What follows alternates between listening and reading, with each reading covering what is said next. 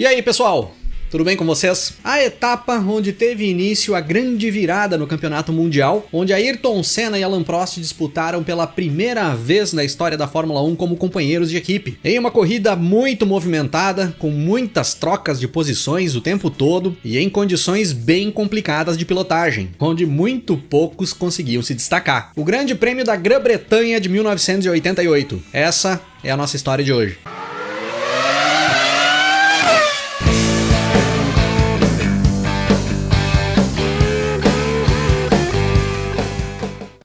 O Grande Prêmio da Grã-Bretanha de 1988 era a 8ª etapa do Campeonato Mundial de Fórmula 1 daquele ano, com data marcada para o dia 10 de julho de 1988, no lendário circuito de Silverstone, na Inglaterra. Neste momento do campeonato, a equipe McLaren ia fazendo um domínio total na temporada, com um carro que era muito superior aos demais carros do grid, o lendário MP44, o último grande carro da era dos motores turbo ali dos anos 80, e com dois pilotos fora de série. O francês Alain Prost, já bicampeão mundial na categoria, e o brasileiro Ayrton Senna, que já tinha feito temporadas muito boas correndo pela Lotus nos anos anteriores e buscava o seu primeiro título mundial. Prost e Senna ali naquele momento tinham vencido todas as corridas da temporada até então. Eram 4 vitórias para Alain Prost e 3 vitórias para Ayrton Senna nas 7 primeiras etapas disputadas, com 5 dobradinhas da McLaren nessas 7 primeiras corridas. O Prost era o líder do mundial com 54 pontos conquistados e o Senna o segundo colocado com 39 pontos. O que pesava a favor do Prost ali na tabela de classificação nesse momento do campeonato é que o francês tinha uma vitória a mais do que o Senna. O Prost tinha 4 vitórias contra 3 vitórias do Senna, e nas 3 vezes em que o Prost não venceu, ele chegou em segundo. O Prost não tinha nenhum abandono. Nas 7 primeiras etapas, ele venceu 4 e chegou em segundo nas outras 3. Enquanto o Senna tinha uma desclassificação no Grande Prêmio do Brasil, na primeira etapa da temporada, e um abandono no Grande Prêmio de Mônaco. Então o Senna acabou ficando sem pontuar em 2 das 7 primeiras etapas. Além de ele ter uma vitória a menos do que o Prost ali naquele momento, em 2 etapas o Senna também não tinha pontuado, e isso jogava ele mais para trás na tabela, e dava pro Prost uma certa folga na liderança ali quando chegávamos na metade da temporada. 15 pontos de diferença na ponta da tabela do Mundial ali nos anos 80 era bastante, onde os vencedores das corridas levavam apenas 9 pontos para casa. Então, chegando ali em Silverstone, na 8ª etapa da temporada, as coisas pareciam se direcionar para um tricampeonato do Alain Prost na Fórmula 1. A primeira parte da temporada do francês tinha sido praticamente perfeita, e ele vinha de uma performance incrível na etapa anterior, no Grande Prêmio da França, correndo em casa, onde o Prost deu um show em Paul Ricard, diante da sua torcida, e bateu o Senna de forma impressionante, terminando a corrida mais de 30 segundos na frente do Senna. Mas nem só de Senna, Prost e McLaren vivia a Fórmula 1 ali na metade de 1988. Quando chegávamos ao final de semana do Grande Prêmio da Grã-Bretanha, um dos assuntos mais comentados no paddock era a ida do inglês Nigel Mansell para a Ferrari para correr pela escuderia italiana a partir de 1989. O Mansell, que era piloto da Williams, já fazia algumas temporadas, um piloto inglês correndo por uma equipe inglesa, com esse murmúrio todo aí no paddock em uma corrida em Silverstone,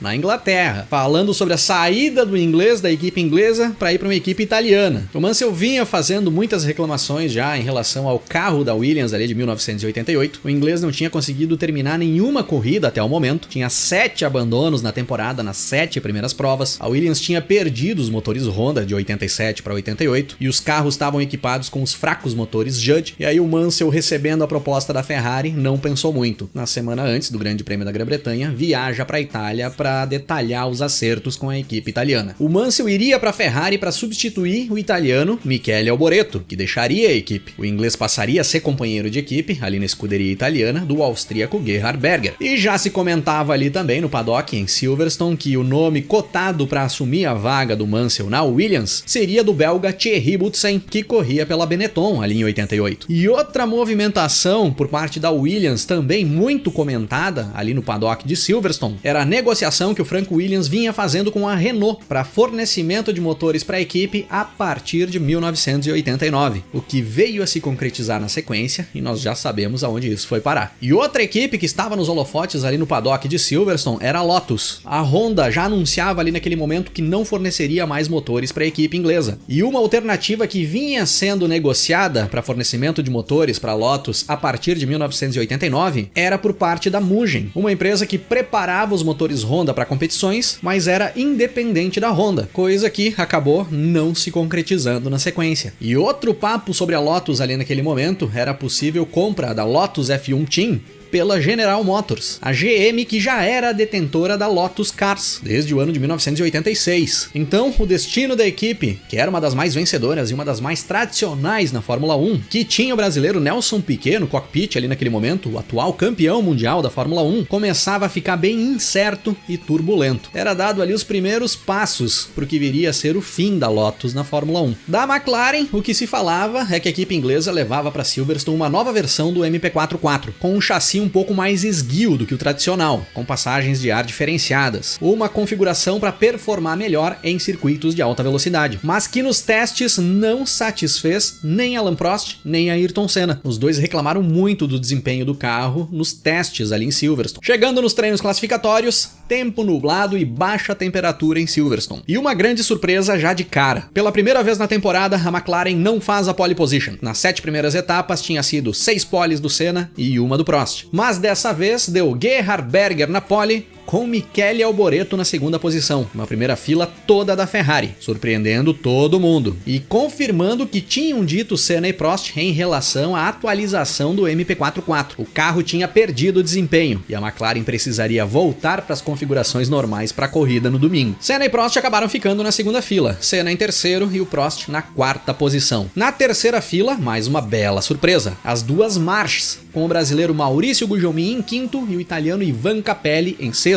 E logo atrás das marchas, na sétima posição, o outro brasileiro, Nelson Piquet, com a sua Lotus número 1. O céu nublado do sábado em Silverstone acabou se transformando em chuva no domingo. No warm-up pela manhã, os carros vão para a pista embaixo de uma garoa. Essa garoa, com o passar das horas, foi aumentando e se transforma em uma forte chuva no início da tarde, poucos momentos antes da largada para a corrida, além de trazer junto uma névoa que cercava o circuito de Silverstone e baixava ainda mais a visibilidade dos pilotos. Para o Senna, aquela situação ali que se formava no domingo em Silverstone era ideal para ele iniciar uma busca pela liderança na tabela do Mundial. Ele tinha 15 pontos de desvantagem para o Prost na tabela. Sabia que o Prost não performava bem em pista molhada e precisava usufruir de toda a vantagem que aquela pista tinha para ele para começar a descontar essa diferença e não deixar que o Prost tomasse o posto de principal piloto da McLaren para a segunda metade da temporada, pois as chances eram grandes disso acontecer se o Prost vencesse ali em Silverstone. E é dessa forma que nós temos a largada para 65 voltas do Grande Prêmio da Grã-Bretanha de 1988. O Berger e o Alboreto largam bem e conseguem manter as duas primeiras posições para a Ferrari. O Senna vem logo em terceiro, na posição que ele largou. E o Prost larga mal demais, não consegue tracionar o carro na pista molhada e cai lá para a 10ª posição. Ainda no decorrer da primeira volta, o Senna passa pelo Alboreto, fazendo uma bela ultrapassagem para cima do italiano, contornando a curva por fora na pista bem molhada. E logo que o Senna assume a segunda posição, ele vai com tudo para cima do Berger para tentar tomar a liderança do austríaco. Na primeira passagem nós tínhamos Berger em primeiro, Senna em segundo, Alboreto em terceiro, Maurício Gugelmin em quarto, Ivan Capelli em quinto e o italiano Alessandro Nannini da Benetton em sexto. O Nelson Piquet era o 9º colocado e o Alain Prost nesse momento era o 11º. Só que na volta 2 o Prost já perde mais posições e cai para 13º, enquanto alguns carros iam batendo, iam saindo da pista, iam ficando danificados, ia rolando uma confusão ali do meio para trás do pelotão. Tava realmente difícil de se manter na pista, que tinha muita água e a visibilidade era praticamente zero. Chegando na volta 5 de corrida, o Berger e o Senna iam abrindo em relação aos demais. O Alboreto não conseguia seguir os dois e ia puxando uma fila de carros atrás dele. A partir da volta 6, o Nannini começa a botar pressão para cima do Gugelmin, tentando tomar a quarta posição do brasileiro. E o Nigel Mansell, da Williams, entra na zona de pontuação. O Mansell, que tinha largado lá para trás, vinha evoluindo bem, passava ali pelo Ivan Capelli e subia para sexto. Chegando na volta 10 de corrida, nós tínhamos o Berger em primeiro, com o Senna em segundo, o Alboreto em terceiro, o Gugelmin em quarto, o Alessandro Nannini em quinto, o Mansell em sexto e o Capelli em sétimo, com o Piquet subindo para a 8ª posição, já chegando logo atrás do Capelli. Enquanto isso, o Prost caía para 15º. O Prost não conseguia andar naquela pista molhada. O Senna seguia o Berger de perto. Ele se mantinha sempre a 1 segundo de distância da Ferrari do austríaco. E os dois já abriam mais de 25 segundos para o Alboreto. Com 10 voltas de corrida. O Senna e o Berger tinham disparado lá na frente, tinham mais de 25 segundos de vantagem para o Alboreto. Passando da volta 10, a chuva para de cair sobre Silverstone, mas a pista seguia muito molhada. Ninguém imaginava que seria possível mudar para pneu slick no decorrer da prova, com toda aquela água que ainda tinha na pista. Na volta 14 de corrida, o Berger e o Senna chegam a um grande grupo de retardatários, que tinha ali no meio o Alain Prost. O Berger e o Senna já estavam chegando para dar uma volta no Prost. E aí o Prost, todo atrapalhado na pista molhada, acaba atrapalhando o Berger, que chegava nele para fazer a ultrapassagem, para botar uma volta, de tão lento e cauteloso que o Prost estava na pista. Com essa atrapalhada que o Prost dá no Berger, o austríaco precisa tirar o pé para acabar não colidindo ali no francês. O Senna se aproveita, bota o carro do lado do Berger e faz a ultrapassagem em cima do austríaco, no mesmo momento em que o Senna dava uma volta no Prost também. Agora o Senna era líder do Grande Prêmio da Grã-Bretanha de 1988. Na volta 16 de corrida, o Maurício Gugelmin dá uma escapada da pista, e aí ele acaba ficando para trás, perdendo as posições pro Nannini e pro Mansell. Volta pra pista na 6ª posição o Gugelmin. E aí nós tínhamos Senna, Berger, Alboreto, o Alboreto mais de 40 segundos atrás do Berger, antes de chegarmos na volta 20 de corrida, Nannini, Mansell, Gugelmin, Capelli e Piquet na 8ª posição. Na volta 20, nós temos uma disputa muito boa pelo terceiro lugar na corrida, entre o Michele Alboreto, o Alessandro Nannini e o Nigel Mansell. Com essa disputa ferrenha entre os três, o Nannini acaba levando a pior. O italiano roda com a Benetton, fica para trás e acaba perdendo a posição pro Mansell e também pro Gugelmin. Retorna para a corrida na 6ª posição o Nannini. Mas logo em seguida, questão de uma volta depois, o Nannini já passa pelo Gugelmin novamente e sobe para 5º. Na volta 22 de corrida, o Mansell passa pelo Alboreto e sobe para 3º. Vinha evoluindo muito bem o Mansell na corrida. E aí na volta 25 nós tínhamos o Senna na primeira posição, com 5 segundos de vantagem pro Berger, que tinha 47 segundos de vantagem pro Mansell, que trazia junto com ele o Alboreto, o Nannini e o Gugelmin. Um pouco mais atrás vinha o Ivan Capelli e o Nelson Piquet. Passando da volta 25 de corrida, o Nannini passa pelo Alboreto e sobe para 4º, e vai para cima do Nigel Mansell. Logo em seguida, o Alain Prost entra nos boxes, bate o cinto, desce do carro e abandona a prova. Perguntado por que o francês tinha abandonado a prova, ele diz que abandonou porque as condições da pista eram extremamente perigosas e que ele não tinha nada a ganhar em ficar na pista, até porque ele era 16º colocado no momento em que ele deixa a corrida. Na volta 28, o Nannini passa pelo Mansell e sobe para 3º. Enquanto isso, o Piquet passa pelo Capelli e sobe para 7º. E o Capelli já vinha apresentando problemas no motor da marcha, ia ficando mais lento na pista o italiano. Na volta 30 de corrida, enquanto o Nannini pisava a fundo para tentar abrir uma certa distância em relação ao Mansell, que vinha botando pressão nele, o italiano erra, sai da pista e acaba perdendo a posição pro inglês novamente. Agora nós tínhamos Senna em primeiro, com 10 segundos de vantagem pro Berger, que começava a tirar o pé na corrida, pois ele vinha sendo informado pela equipe que ele não teria combustível suficiente para chegar até o final, ele precisaria economizar combustível, e nesse momento o Berger tinha 45 segundos de vantagem pro Mansell, que era o terceiro, que trazia junto com ele o Nannini, o Alboreto e o Gugelmin. O Piquet era o 7º colocado, 18 segundos atrás do Gugelmin. Na volta 33, o Alboreto dá uma errada, sai da pista e o Gugelmin supera o italiano. Agora o Gugelmin era 5º colocado. Na volta 37, o Senna dá uma volta no Piquet, que era o 7º colocado. E aí o brasileiro já passava a se aproximar do pelotão da frente, para dar uma volta nos caras que estavam pontuando na corrida. A partir desse momento da corrida, como não chovia mais desde a volta 10, começa a se formar um trilho seco no traçado onde passam os carros. E os pilotos têm que começar a mudar o traçado na pista para pegar partes com água e não destruir os pneus de chuva, que se desintegram muito rapidamente andando na pista seca. Na volta 38, o Senna dá uma volta no Alboreto, que era o 6º colocado ali naquele momento. Como o Piquet vinha logo atrás do Senna, o Senna recém tinha dado uma volta no Piquet, o Piquet também passa pelo Alboreto e passa a integrar a zona de pontuação da corrida. Passando da volta 40, o Senna era o líder, com o Berger em segundo, 17 segundos atrás do brasileiro. O Mansell em terceiro, trazendo colado nele o Nannini e o Gugelmin. E o Piquet vinha um pouco mais atrás. E o Berger ia reduzindo cada vez mais o ritmo dele na corrida, por conta do consumo de combustível. A equipe vinha mostrando placa para ele volta a volta, pedindo para ele reduzir bastante o ritmo. E aí com isso, em poucas voltas, o Mansell acaba chegando nele. O inglês tira toda aquela diferença que o Berger tinha. Na volta 50, o Leão já era 3º colocado, passava o austríaco na pista. E aí nesse momento da corrida, quando nos encaminhávamos para a reta final, o Senna era líder com mais de 1 minuto de vantagem para o Mansell. O Berger era o terceiro, com o Nannini em quarto, o Gugelmin em quinto e o Piquet em sexto. E aí a chuva volta a cair sobre Silverstone, molhando bastante aquele trilho seco que tinha se formado. Inclusive, o Michele Alboreto, que tinha ficado para trás, tinha feito uma parada para troca de pneus e tinha voltado para a pista com pneus slicks. Precisou precisou retornar aos boxes e voltar para pneu de chuva. E o Berger ia ficando cada vez mais para trás. A cada volta ia perdendo mais posições. Quando chegávamos na volta 60 de corrida, o austríaco já era sexto colocado. Já tinha perdido as posições pro Nannini, pro Gugelmin e pro Piquet também. E aí é dessa forma que, administrando as voltas finais e a grande vantagem que tinha na liderança da corrida em relação ao segundo colocado, é que o brasileiro Ayrton Senna cruza a linha de chegada para fechar 65 voltas do Grande Prêmio da Grã-Bretanha de 1988 na primeira posição, para conquistar o que viria a ser a sua primeira e única vitória em Grandes Prêmios da Grã-Bretanha na Fórmula 1 e dar o primeiro passo para a virada na tabela do Mundial de 1988. O Nigel Mansell terminou na segunda posição, um belo resultado para o inglês, ficou muito feliz o Mansell, que não tinha terminado nenhuma prova até aquele momento. Em terceiro ficou o Nannini com a Benetton. O Maurício Gugelmin terminou em uma bela quarta posição com a March, uma ótima corrida do Gugelmin, e o Nelson Piquet também terminou em um belo quinto lugar com a Lotus. Era ali a consagração do Senna em Silverstone, em uma das suas melhores performances na Fórmula 1, exatamente no circuito que, anos antes, a imprensa inglesa chamava de Silverstone, por conta das boas performances e das vitórias do Senna ali em Silverstone, correndo na Fórmula Ford e na Fórmula 3, onde o Senna era conhecido como da Silva. E ali naquele momento, o Senna consolidava o circuito de Silverstone como o circuito em que o brasileiro mais buscou vitórias em sua carreira como piloto profissional. Tu aí que sempre pensou que o circuito que o Senna mais venceu na carreira era o circuito de Mônaco, tu tá errado. Dentro da carreira profissional do Senna como piloto, Silverstone é o circuito em que o Senna mais tem vitórias conquistadas. Inclusive, o Senna é até hoje um dos pilotos que mais venceu em Silverstone, correndo como piloto profissional, disputando categorias de alto nível. Mas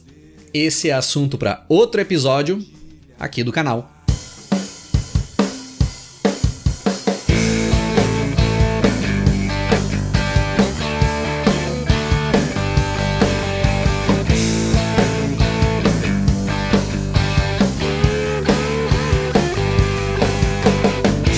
Siga conduzindo a sua história. Em algum momento você vai passar pro percurso, alinhas curvas e pedras.